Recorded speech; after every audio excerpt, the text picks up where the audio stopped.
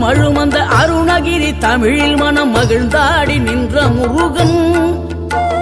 கிழவி இவள் புலமை கண்டு அழகு மிகும் குழந்தை என மகிழேறி வந்த குமரன். ஆதிசிவன் பிள்ளையன முகன் தம்பியன ஞான பழமான முதல்வன். நீ பாடும் குரல் வளம் கொடுக்கும் பனிமலையில் வாழும் அந்த பார்வதியின் இளைய புதல்வன். தேனெடுத்து திணை வளர்க்கும் சிறு குரத்தி வள்ளியவள் சிந்தையில நின்ற மன்னவா. நீ நாடி வரும் பக்தர்களின் நாட்டம் அதை தனித்தருளும் ஞான குருநாதன் அல்ல.